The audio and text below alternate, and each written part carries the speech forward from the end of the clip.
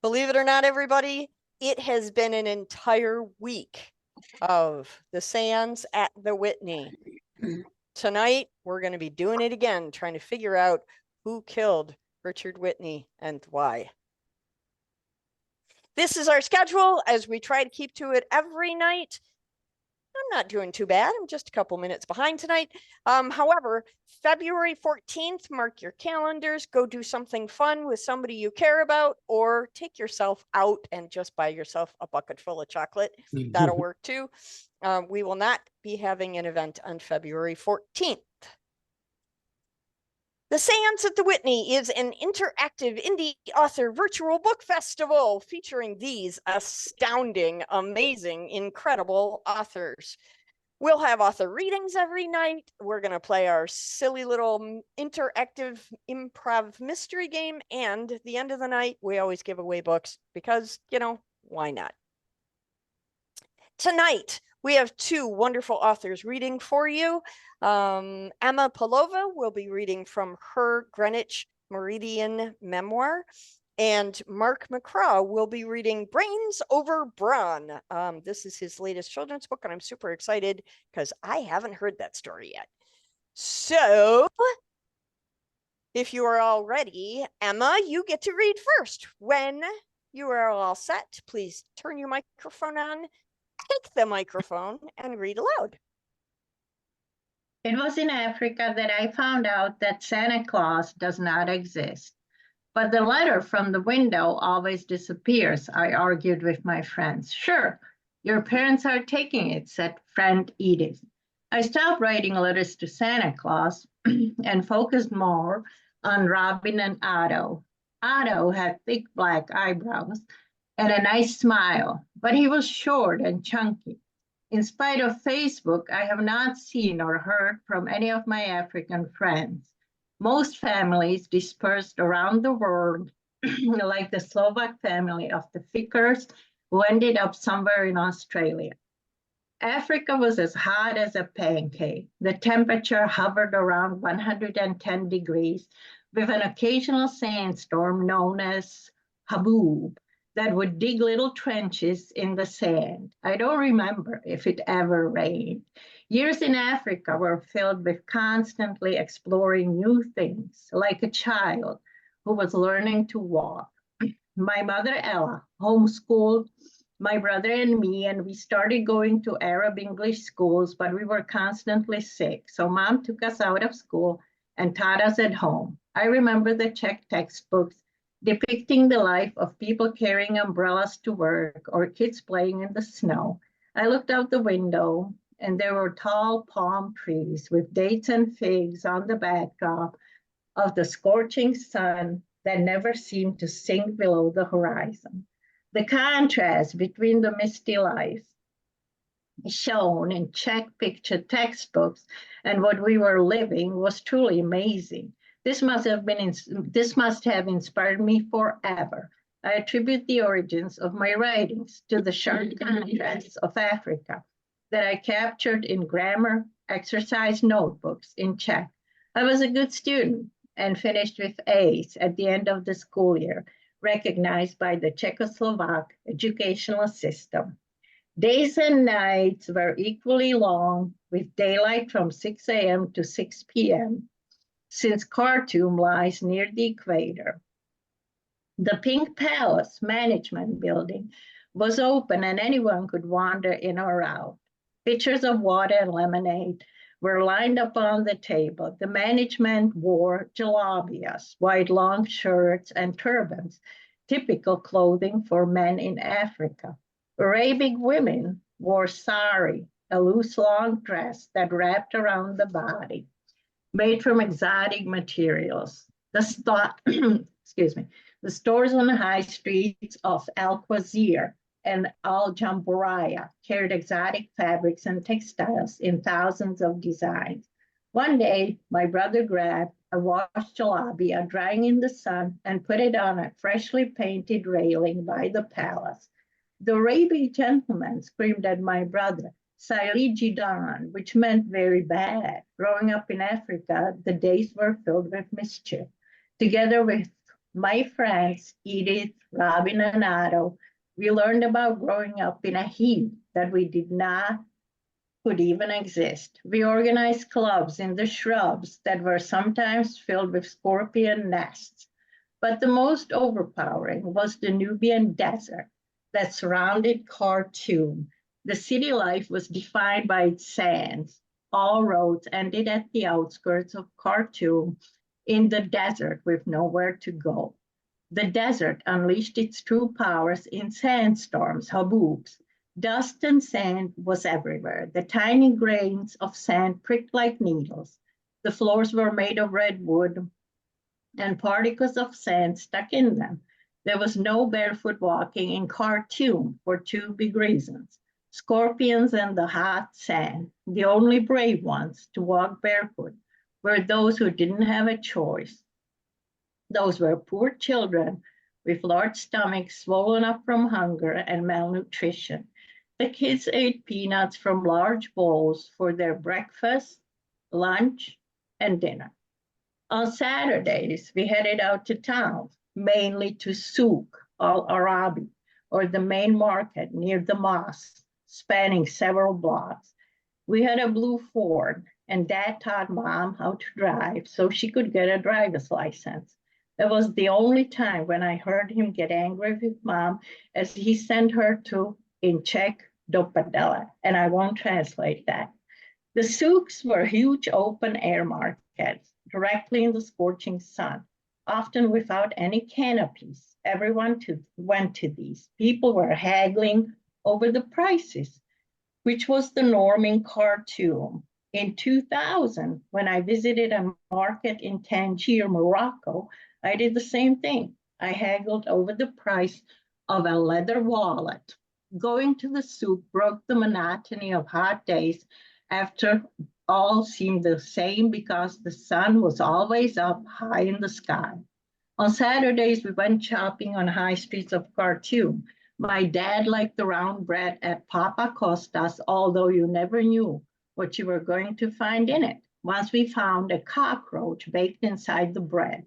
The stores that carried exotic fabrics and wool were exquisitely attracting with their textiles. Back in Czech, my grandma Anna was a seamstress, and she sewed dresses for all three of us from African fabrics. She made a dress for me from light blue silk with white streaks and a white flounce. Mom had a violet dress with black polka dots and wore a hat. We bought meters of sea green fabric with silver sequins for future use. Mom avidly knitted from the exotic wools. She knitted for herself a beautiful teal dress with golden threads. She wore it to the Czech embassy parties. Later, I believe she re-knitted it into a sweater. At the time, knitting must have been her passion.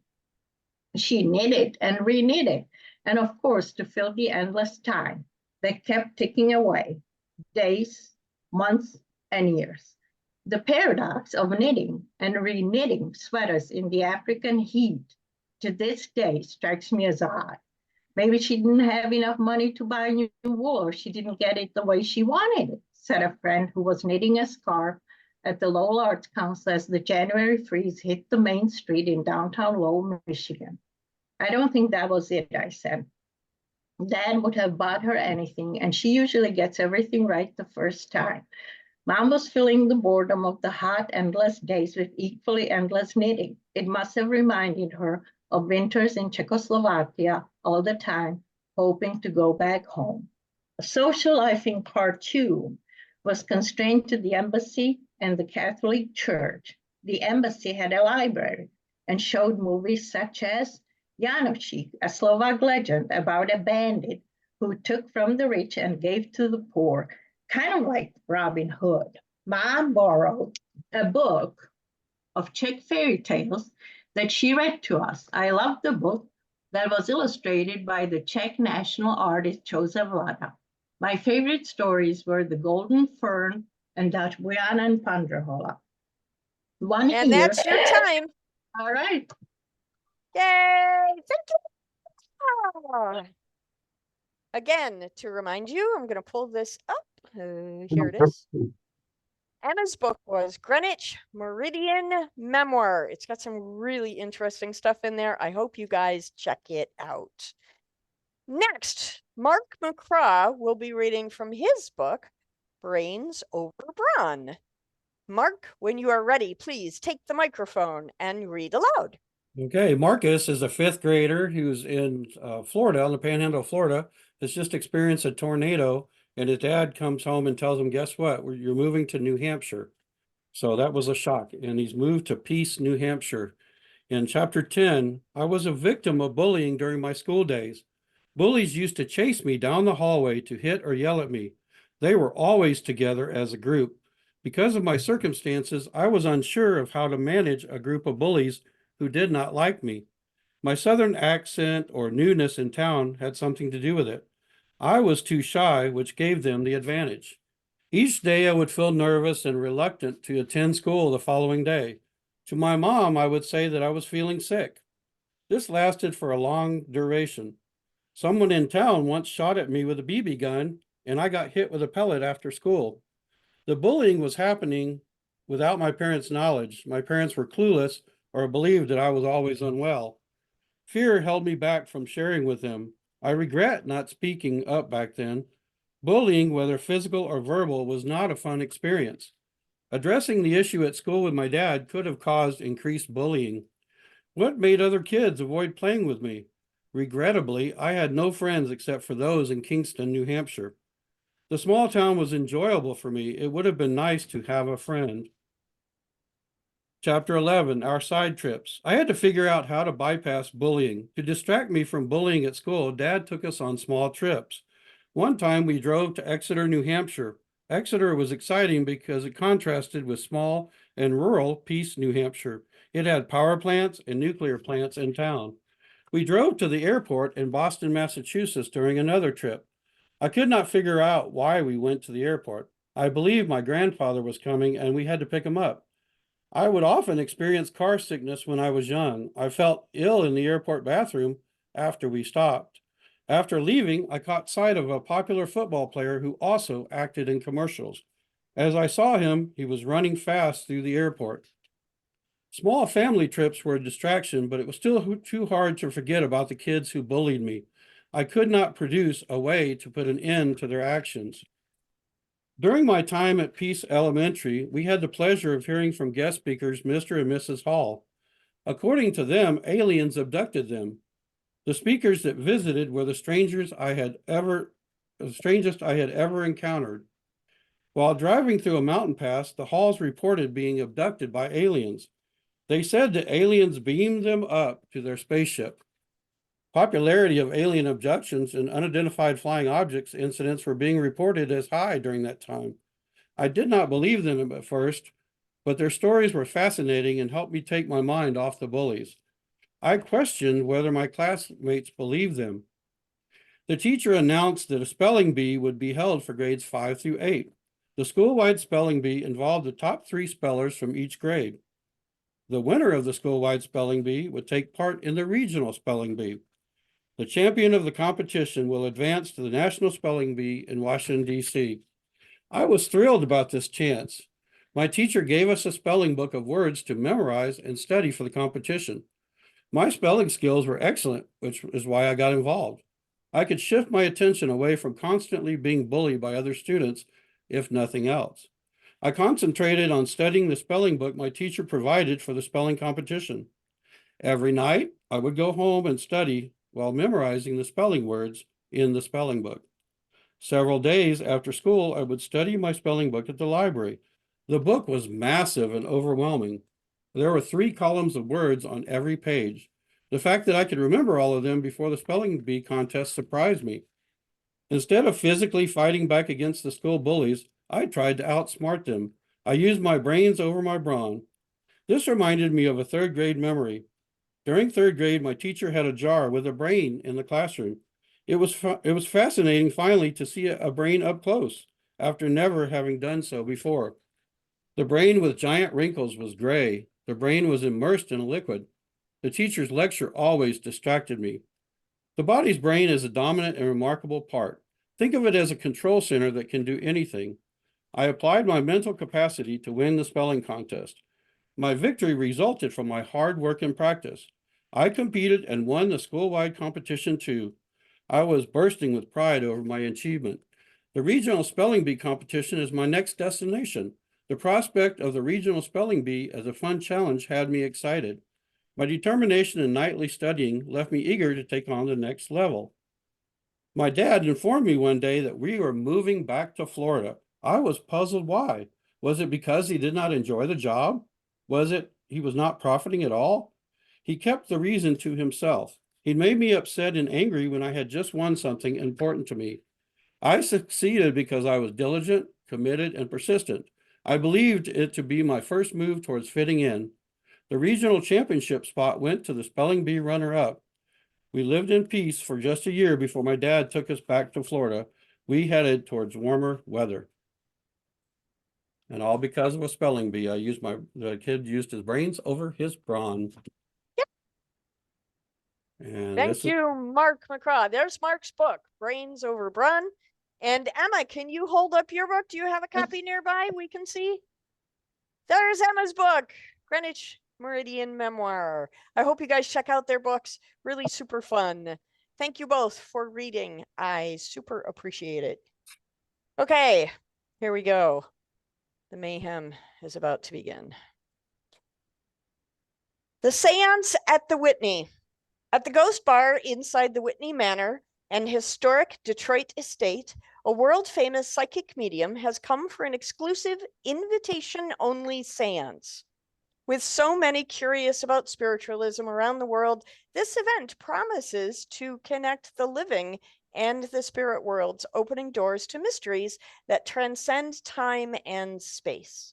But when the seance spirals into a chilling rendezvous with a vengeful spirit and a shocking murder, it falls upon those in attendance to unravel the truths hidden in the darkest depths of the past. A spirit is summoned, vowing revenge on their killer. One of the guests, we now know to be Richard Whitney, becomes hysterical, claiming the spirit is there for him. Suddenly, the lights start flickering and the wind pushes the windows open, extinguishing the candles around the room. The room and everyone in it are thrust into darkness.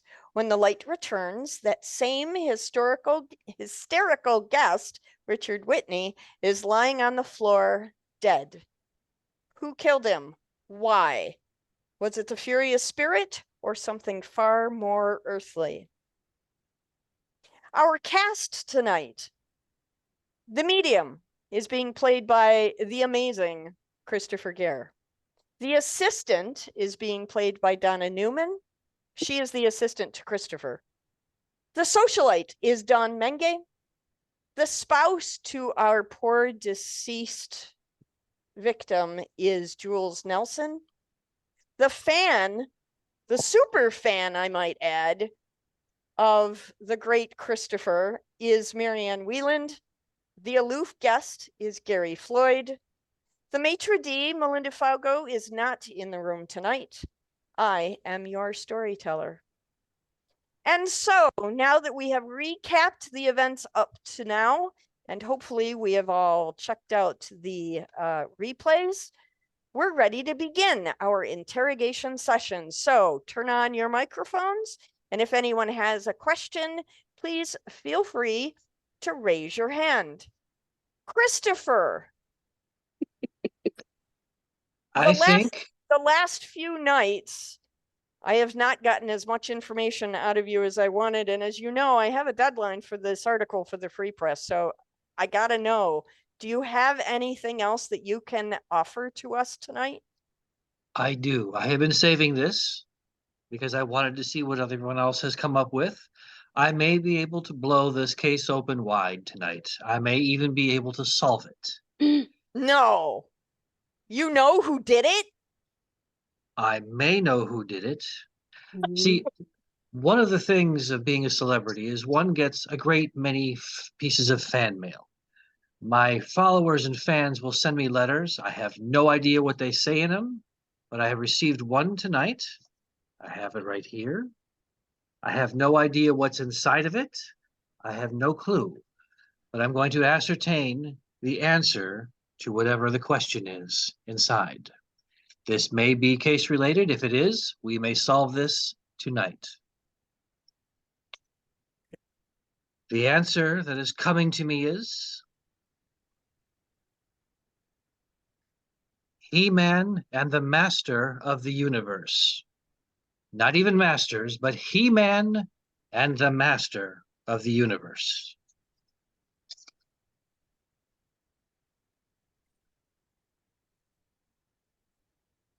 It says, what Mrs. Love is required to refer to Mr. Love as before bed each night. Clearly not the answer. Well, it tells us Or- something, but Maybe not your answer. Okay. Well, that was interesting. I was really hoping it would be murder Hmm. related. It may It be. will be later. So. I was going to say. It will Never. be Mrs. later. Love doesn't use the right words. You never know. Well, Never can tell. All right. Who Very else? true. Donna, I thought I saw your question, your hand raised for a question. yes, I actually had a question for Jules. Jules, you said that you were really good friends with Richard since you were children, but maybe this more might be a message question for Amy. But Amy always talks about her and her brother and Nora. Where were you in all of those times? Well, I wasn't always invited, or rarely invited, to go on their little adventures. It was the three of them, and I sometimes tried to follow them, but you know how it is when kids aren't invited, they would often leave me in the dust. So I wasn't part of that group of friends. I was kind of on the outside watching. I guess that begs the question, you married Richard? Well, yes, I loved him. I've loved him since a small child, but I mean, it's probably Nora that didn't want me to come along. It probably wasn't Richard, and I think he wanted me to, but Nora just said no. So, you know, it's not really his fault. Okay. I Who mean- else has a question? Amy, go ahead. I was just going to add to that. I do think, Nora was a little bit of a strong personality. So that is a possibility. I'm not saying one way or the other, but we can blame it on Nora. That works. Yeah, she's not here. It's not She's- my fault, Jules. Just She's saying. MIA. We can blame her all we want. Okay, who has a question? Anyone else? Mark, go ahead. Mark Love, go ahead. All right. Mine is to Amy. Yes. And I understand from one of the recaps that you were actually related to the victim. Your He was my older Other brother. name? Yes. Yep. other name was actually, same. And you're writing a series of books Mhm. about the Whitney and all that, Yeah, in they kind your- of take place in the Whitney or the And- area, okay. the forest or and the stuff. the area around it, right on Yep. Woodward there. I'm curious as to, in your research for this series of books, if you were able to uncover, the murder of Nora. And to me, it seems like that would be related to the murder of Richard, because possibly whoever the killer is of one could be the killer for both. Now, just so you know, as far as I knew, I mean, Nora disappeared right before her wedding, but I don't know that she was murdered. I never know she was dead until apparently she showed up as a ghost. So we're assuming that she is now dead, but I did not know for sure. I never heard anything from her. She just disappeared, and that was that. So, and I did not find any research. Yeah, otherwise. my research shows that she vanished without, and the police were calling it runaway bride syndrome. So we don't know where she is. I mean, And- knowing Troy, I could see that honestly. But And how long ago was this that she disappeared? well, about 5 years ago, I would say, wouldn't you, Jules? Yeah, it was because they got married before we did, and we've been married for 5 years. So Well, they were supposed They to were have been supposed to married, They but were they're- before we did. yeah, yeah. Okay. And you and Richard got married just shortly after she disappeared, correct? Yeah. Yeah, because you were engaged at the same time, according to my research. Yep. Interesting. I see Um, Wolf has his hand up. Diana, okay, so you may one want- second before we get to Wolf. Gary, you had a question? No, I wasn't. I didn't Okay, have my hand. Okay, I thought you put something in the chat.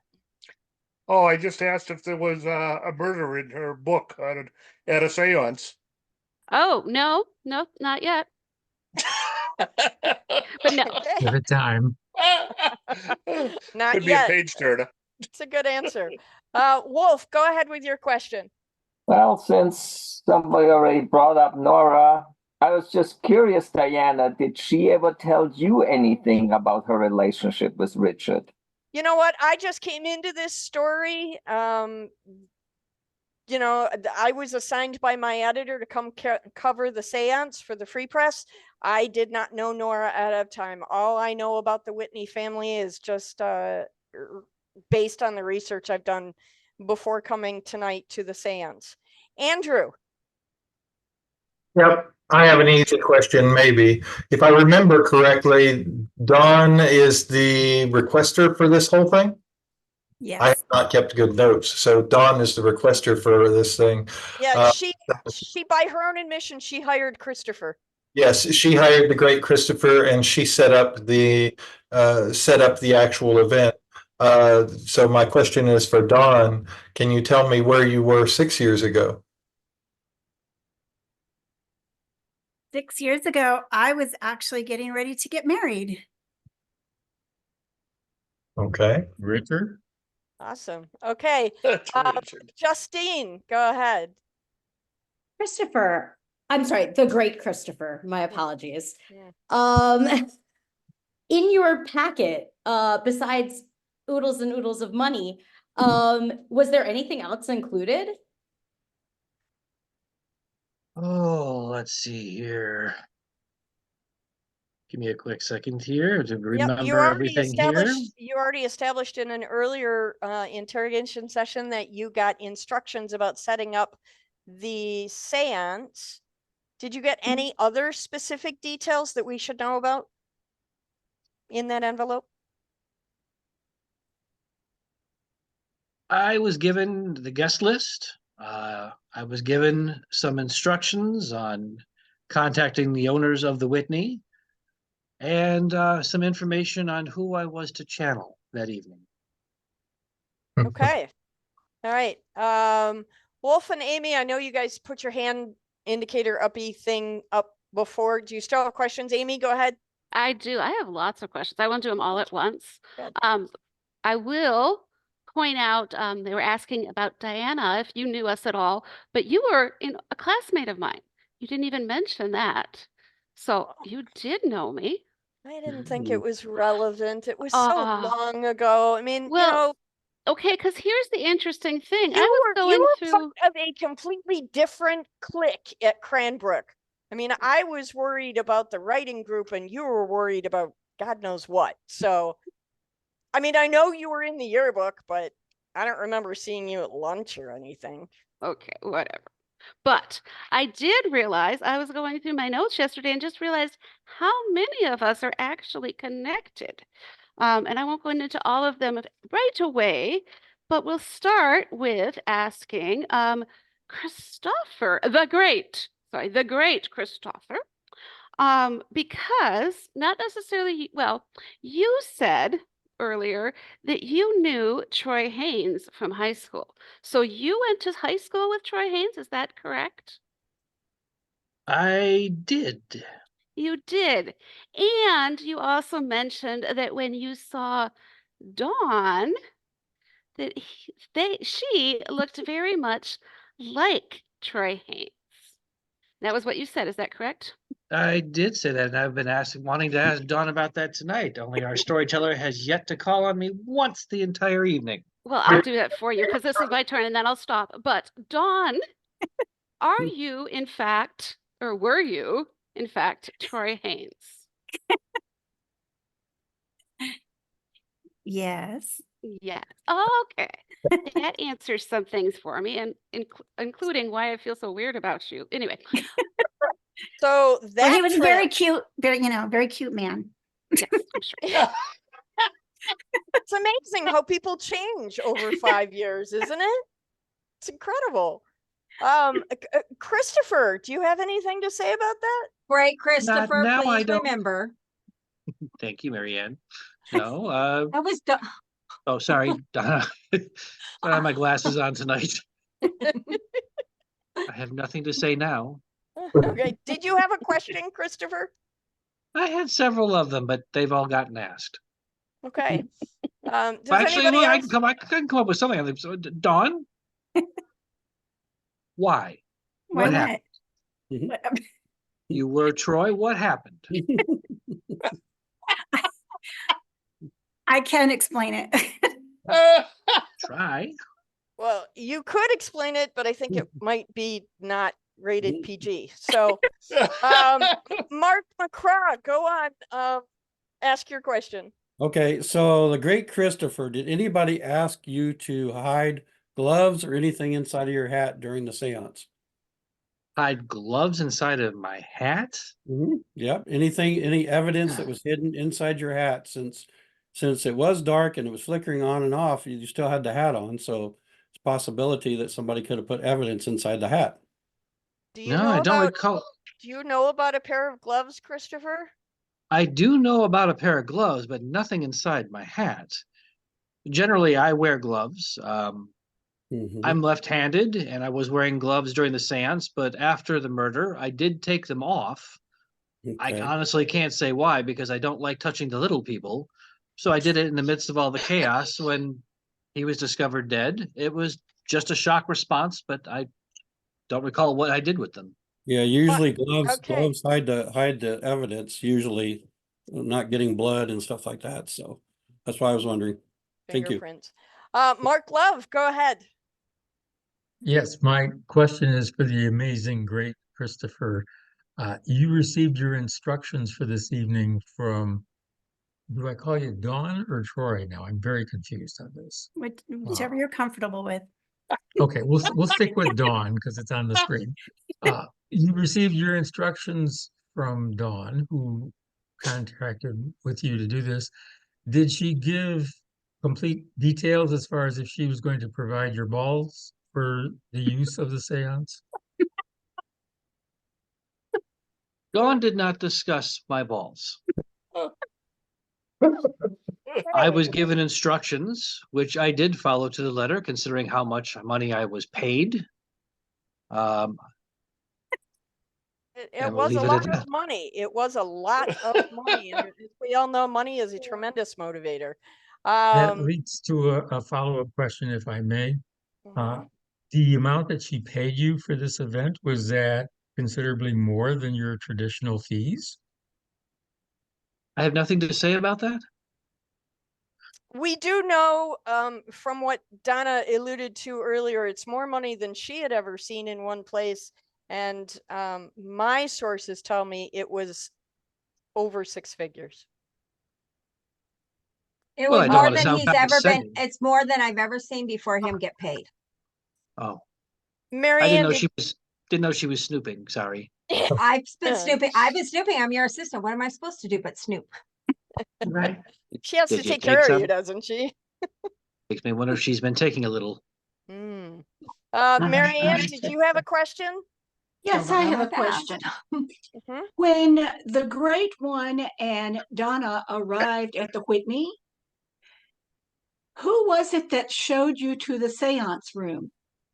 Had you ever been there before? I have nothing to say about that. Christopher, had you ever been to the ghost bar before? To my knowledge, no. Well, when you entered the room, was there anyone in the room already? Who are you asking?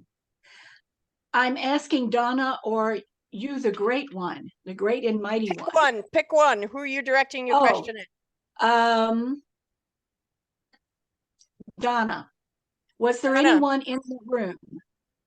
There was no when- living people in the room when I walked in. Well, that's concerning. It is. And what's more concerning is our maitre d' is not here tonight to grill. That's right. Andrew, go ahead, ask your question. Justine was first. No, go ahead. I'm going to. Okay. Okay, Justine, go ahead. Dawn, why did you want this to happen? This seance? What was the purpose of calling everyone together? Well, I'm going to be brave and try to explain my gender change.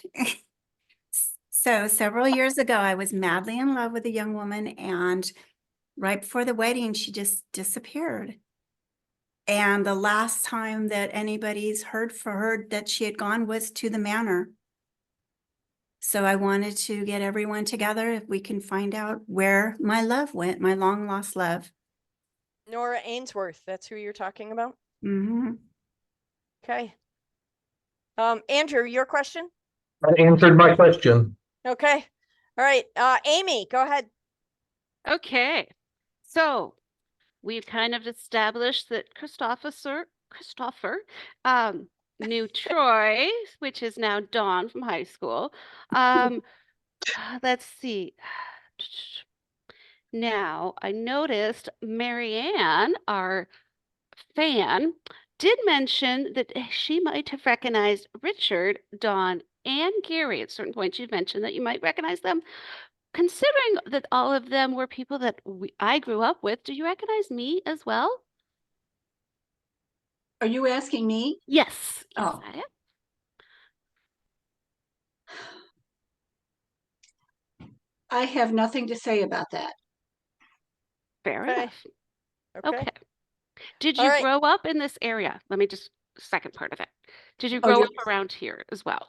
Did I grow up around here? Mm-hmm. Yes, I did. Okay.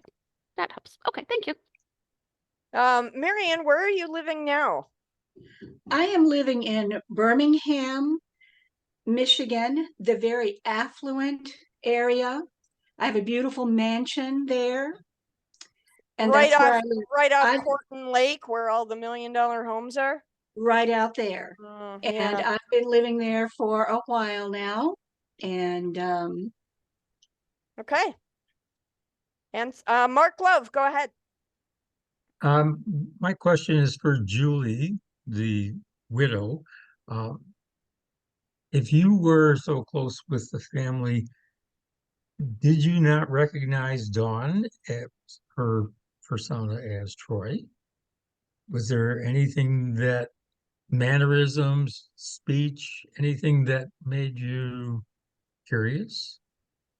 I mean, now that I look at her, there's some similarities, but I mean, I arrived just before the seance started, so I didn't really look around the room much, and I was kind of still mad at my husband because we had just argued a little bit. So I mean, and I've been grieving ever since then. So now that I look at Dawn, she looks familiar, but before that I didn't notice.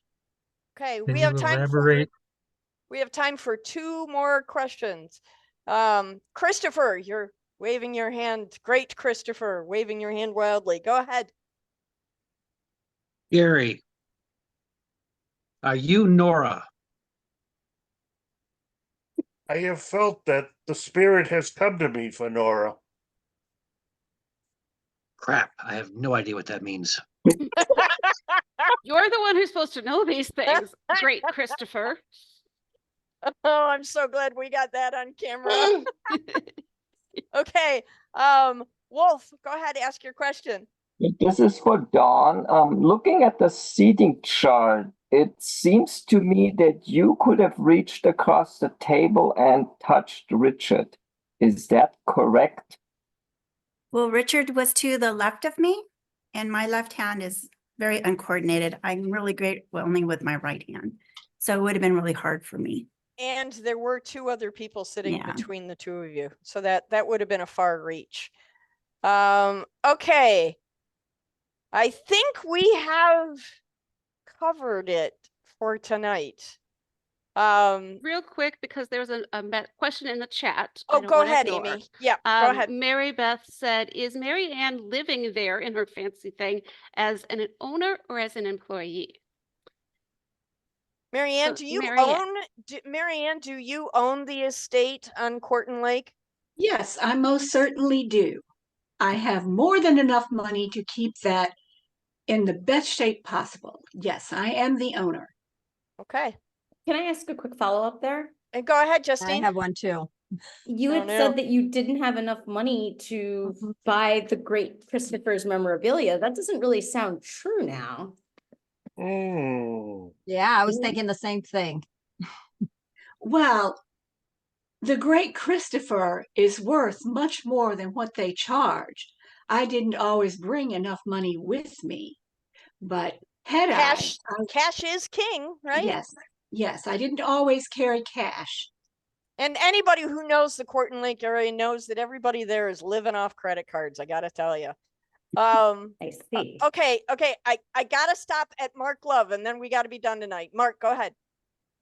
I just wanted to do a quick follow-up with Julie because she said she'd had an argument with Richard just before they went into the room.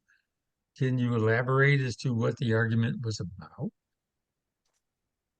Oh, yeah, like I explained the other day, it was like an hour before the seance. We just argued. He did not want to have the seance at all. And I was trying to explain to him that it was a very practical thing for us to do, for the sake of the compensation that we were getting. And he didn't think that it was worth it. So we just argued about that. And, you get heated when you're married. And, I regret getting so angry now, knowing that that's the last thing I said to him. But, that's where we were.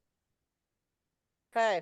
All right. Our interrogation session for tonight is over. If you had questions that you did not get answered, please come on back tomorrow and make sure that you nag me to get those questions resolved for you. So your task is, who did it? Ask your questions, collect clues, and at the end of the month, you will sling accusations, and whoever comes closest to solving this murder will win prizes. If at any time you hear someone say, I have nothing to say about that, that simply means either you're on the wrong track or they literally don't know the answer to your question. You can watch all the replays on Facebook. The links are there. The links are also on our YouTube channel and on our website. Part of what we're doing every night is celebrating the authors and rewarding them for showing up and playing this wacky game. And we're doing that with wax drippings. Every night when you come into the room, you tell us who you would like to support, one author or as many as you like. I have several people who keep saying every author who shows up. And so everybody gets points. And we collect those points and we keep tallying them every night.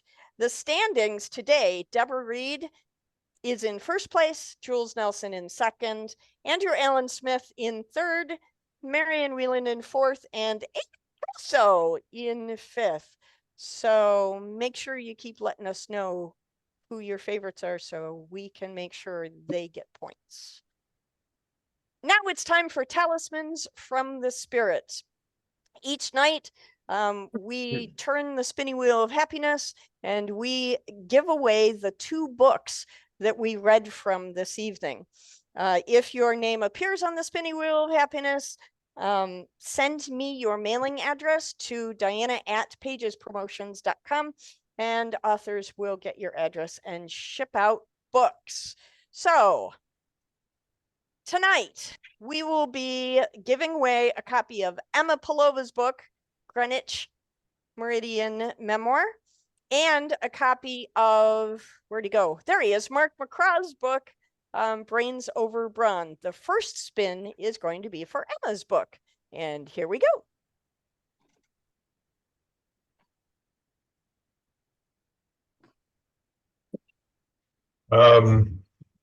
Nope, we can't see it or hear.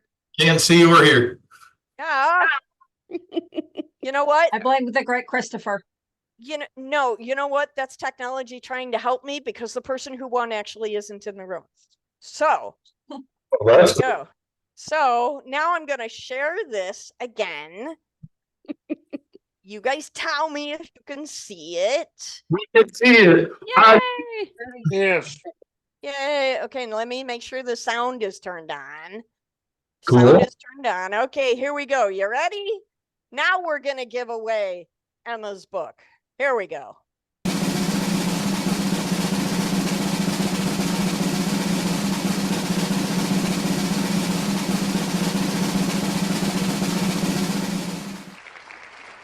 Yay! Rosemary, are you in the room, Rosemary? Yes. Yes. Yes. You want a book? Okay. Now we are going to give away Mark's book. As soon as I can get this thing to work.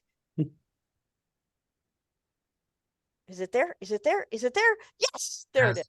Okay, here we go. Now we're going to give away Mark's book.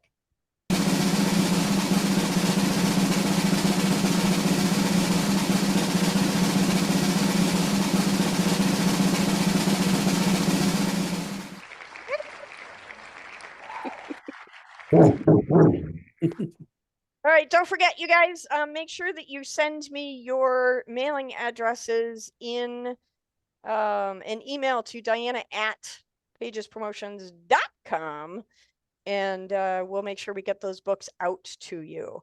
And I just want to note, Wolf, the spinning wheel is not rigged.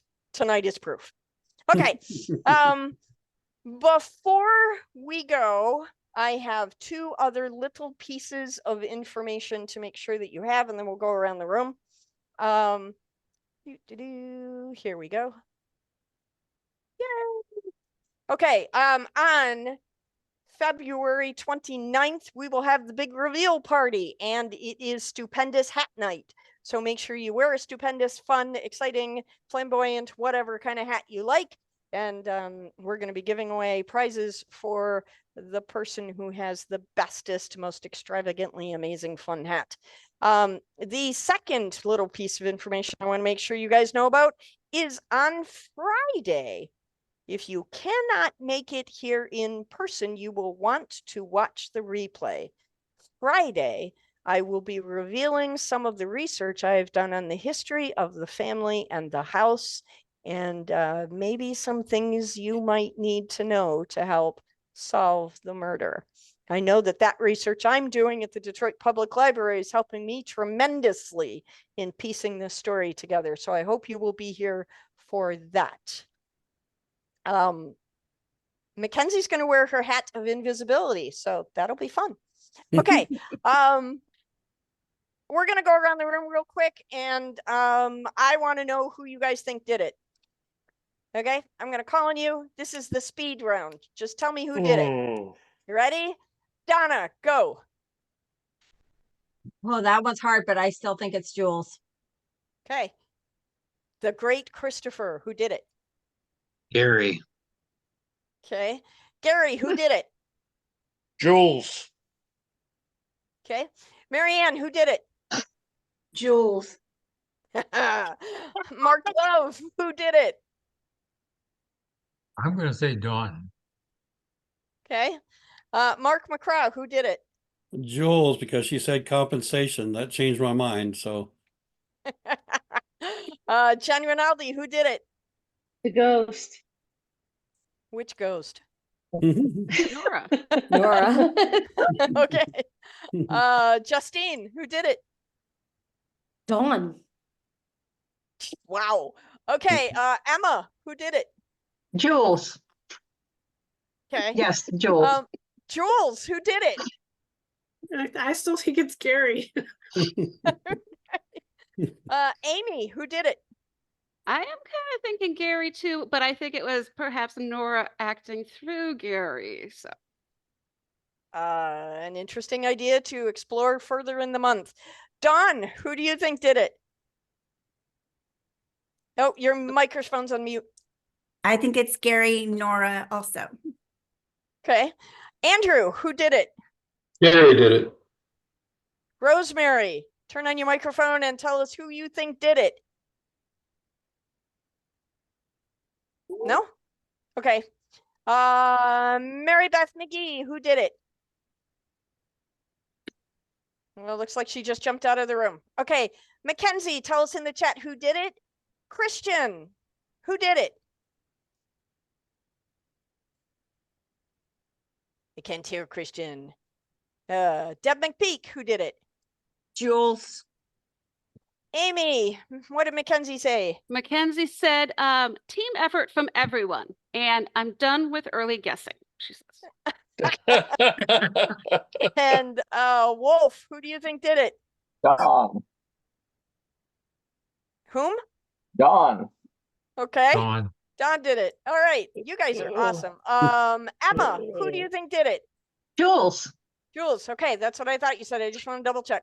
Okay. Jules, I'm sorry. Hey, we have one more vote from Christian that says Gary. So okay. There we go. Amy, did she vote? All right. Yeah, Amy, did you vote? Yeah, I voted yeah. for Gary. Yeah. Yeah, that's what I thought. Okay. Okay. Awesome. Thanks everybody for voting. We are going to put a moratorium on voting for a week. So you guys can think behind the scenes what's going to happen. And on the 13th, I will ask you again. So keep that in mind. Did Kenzie pay you to do that? No, I just have a lot of information that I found at the Detroit Public Library that I think you guys are going to want to know. So we'll take some time to do that. All right, let's go around the room. Parting shots. Donna Newman, parting shots across the bow. I don't really have anything except I'm really having fun.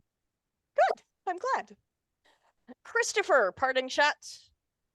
Just wishing Mark Love a very good evening tonight. You're so kind, brother.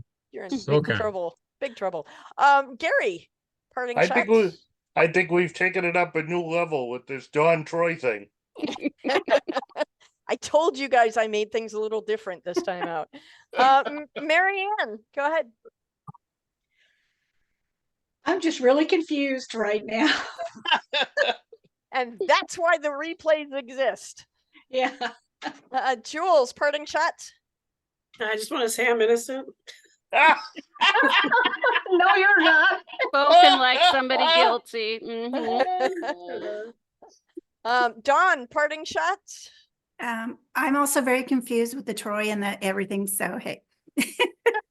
Okay. Amy, parting shots. I just have to point out that nobody today talked about the great Christopher's balls. Yeah, but How are you pronouncing Okay. my name? I don't know. I'm reading Christopher. It's Christopher. exotic. I know. It's exotic to say Christopher is exotic. I don't know. It's Sorry. annoying. Sorry. But I got the great part right. So. Well, there is that. Andrew, I know you're going to be away for a little while. Do you have anything you'd like to leave us with? Thoughts that maybe we can ponder on to help us solve this mystery? I know you're really good at this. No, I'm just, tonight was very interesting. I was torn between Dawn and Gary. I think we should look at the identities of who and find that fun thing that will motivate for murder, because passion is at the top of that list. Well said. Well said, sir. Thank you, everybody, for coming tonight. Thank you for playing our game for the first week. Thus concludes week 1. Anybody missed anything, go back and watch the replays. And we will see you back here tomorrow night. Good night, everybody. Good night. Good night.